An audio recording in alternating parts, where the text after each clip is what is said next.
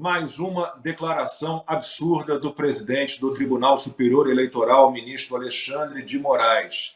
Ele disse que milícias digitais têm divulgado desinformação pelas redes sociais para desacreditar as instituições. Foi durante um evento do TSE sobre o conceito de democracia defensiva. Moraes disse que a ideologia de extrema-direita está crescendo na América Latina há pouco mais de uma década e que houve uma lavagem cerebral para desacreditar a democracia. Houve eu diria aqui, uma verdadeira lavagem cerebral em grande parte da população para desacreditar instituições, para desacreditar a democracia, mas não com o discurso, e esse é o perigo, não com o discurso de acabar com a democracia, mas sim com o discurso de que os instrumentos democráticos, principalmente as eleições, estariam sendo, não só esse discurso no Brasil, mas em vários países do mundo, estariam sendo fraudados, e se o mecanismo estaria sendo fraudado, o resultado, consequentemente, seria uma fraude, e a democracia estaria em risco. Consequentemente, só aqueles salvadores da pátria populistas poderiam salvar a democracia. Ô Costa, o Lula já falou, né, que o conceito de democracia é relativo, que a Venezuela é mais democrática que o Brasil, porque, teoricamente, segundo a cabeça dele, isso é assim, tem mais eleições lá, então são mais democráticos. E agora esse conceito de democracia defensiva, que a gente fica pensando, e é assim, né, é a ditadura em defesa da democracia. É mais ou menos isso, né? Bolsonaro mito. Bolsonaro mito. Para o Alexandre de Moraes é assim que ele enxerga todo mundo que votou no Bolsonaro, né? Eu devo ter sido alvo de alguma lobotomia, alguma coisa assim, né? Devo ter aqui no lugar do crucifixo uma foto do Bolsonaro. Fez uma lavagem cerebral em todo mundo. E é curioso que chamam os verdadeiros autoritários de populista, quem muitas vezes é apenas popular. Eu até entendo a inveja, né? A gente tem visto imagens aí do presidente Lula com mais de 60 milhões de votos na urna eletrônica. Como é que foi que o hacker do PT disse, que a metáfora que ele usou, que o ingrediente pode vir envenenado, e ele vem do código-fonte, que quem controla era uma pessoa, e agora são umas 5 do TSE, né? Então, o Lula, que teve mais de 60 milhões de votos nas urnas eletrônicas, ele sai à rua e até a SECOM apaga o vídeo depois, o ministro e tudo, porque vê que não tem ninguém em volta. O Bolsonaro, hoje, depois de toda a campanha de difamação e tudo, vai às ruas e leva multidões, né? Então, é todo mundo lobotomizado. Todo mundo foi alvo de lavagem cerebral. Precisamos dos ungidos do Supremo, que não conseguem sair às ruas, e usam carro blindado e 30 seguranças. Precisamos deles para dizer, né, o que é a democracia.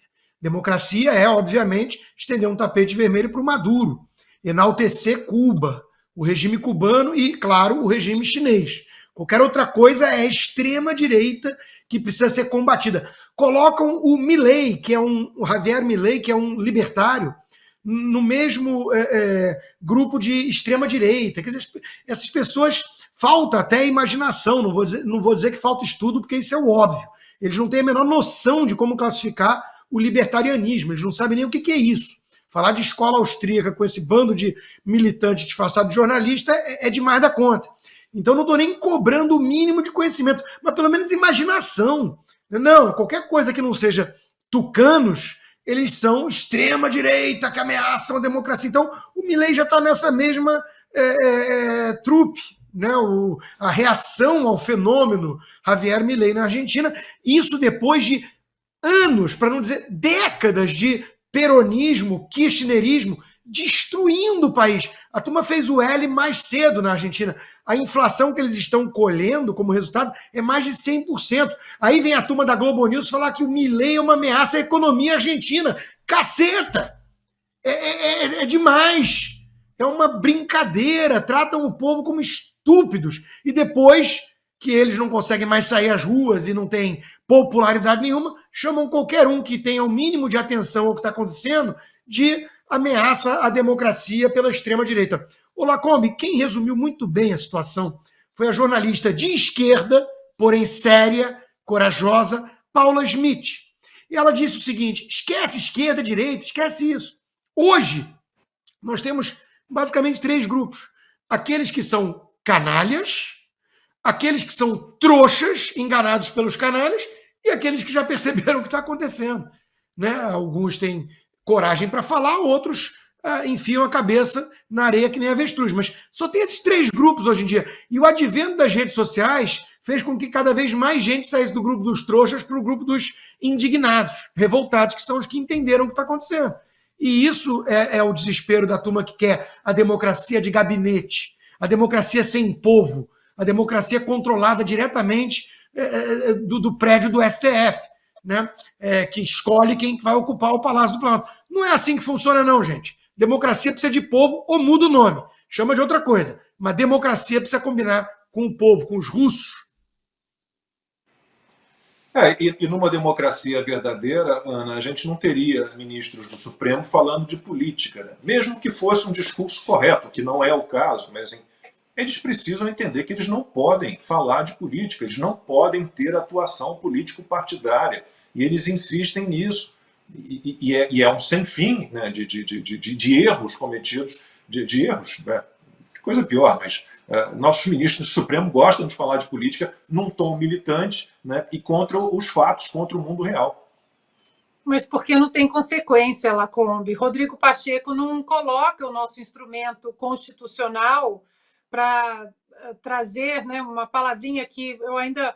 Constantino, que me ajude, accountability para o Brasil, né? É uma responsabilidade, mas é uma responsabilidade em ações.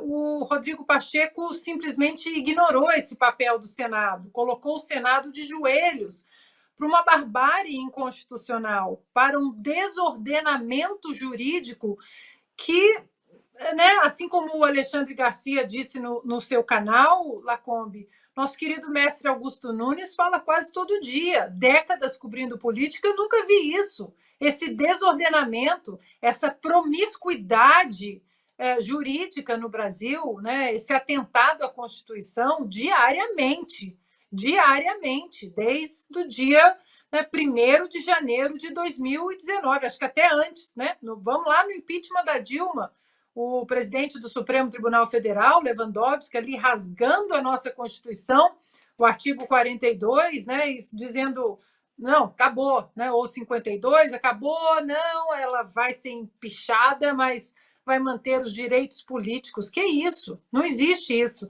Então, senhor Alexandre de Moraes, né, com todo o respeito, que desacredita instituições é exatamente essa militância. É o desrespeito à Constituição Federal, o judiciário atropelando o devido processo legal, ampla defesa, o STF atropelando as suas próprias jurisprudências, né?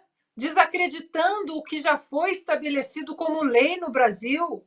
Hoje nós temos 11 constituições ali, talvez até mais, porque tem a Constituição da primeira turma, da segunda. Então, eu fico até com pena de quem está cursando faculdade de Direito, né? Olha, a Constituição diz isso, a jurisprudência diz isso, mas eu não sei o que o ministro pode dizer amanhã.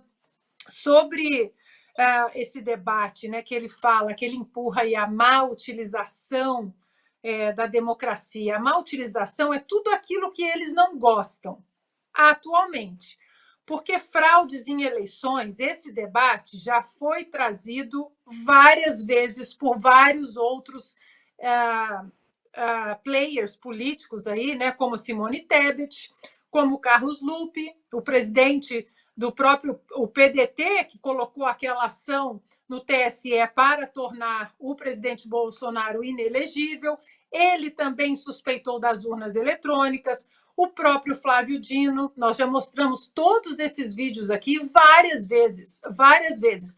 Mas por que agora suspeitar de fraudes em eleições agora é um crime? Porque chegou ao poder alguém que eu não gosto. É simples assim.